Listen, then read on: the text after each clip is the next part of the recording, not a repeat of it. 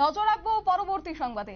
Ambassa police নাকা checking পয়েন্টে আটক হয়েছে বিদেশি সিগারেট, এমনটাই জানা গেছে। এবং বিশেষ করে আজ আমবাসা থানার পুলিশ পাশাপাশি বিএসএফ এর সহযোগিতায় বার্মিজ সিগারেট আটক করা হয়েছে।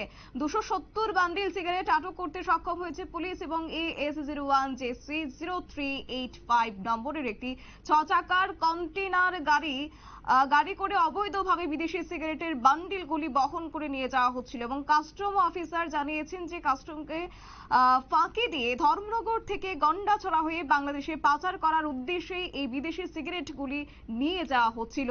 কাস্টম অফিসার জানিয়েছেন যে গোপন সংবাদের ভিত্তিতে ওনারা আমবাসা থানার এবং পাশাপাশি বিএসএফ এর সহযোগিতায় আমবাসা নাকা চেকিং পয়েন্টে গাড়িটিকে আটক করতে সক্ষম হয়েছে। কি বলছেন শুনুন। हम लोगों ने अम्बासा नाका पे अम्बासा पुलिस के साथ में और बीएसएफ के साथ में एक गाड़ी इंटरसेप्ट किया। गाड़ी नंबर है AS01GC0385, जिसमें इंफॉर्मेशन था कि इलीगली इंपोर्टेड फॉरेन ओरिजिन जो सिगरेट्स हैं वो आ रही हैं। तो जब गाड़ी को खोल के चेक किया तो हमें 270 पैकेट्स मिले हैं प्रिलिमिनरी, जो हम देख रहे हैं। और अभी गाड़ी यहाँ सीजर हुआ है, साथ में ड्राइवर भी है जो डिटेन हुए हैं, जिनका नाम साबुद्दीन है। क्या क्या सामान था इसमें? इसमें वैसे तो कवर के लिए आलू प्याज और मिर्चा वगैरह डाला हुआ था ऊपर से, बट नीचे जो है वो पूरा सिगरेट है जो इलीगली इंपोर्टेड है इंडिया में। कस्टम ड्यूटी को अवॉइड करने के लिए इन्होंने इस तरीके से लेके आ रहे थे। ये जनरली यहाँ भी कंज्यूम होता है, बांग्लादेश में होता है।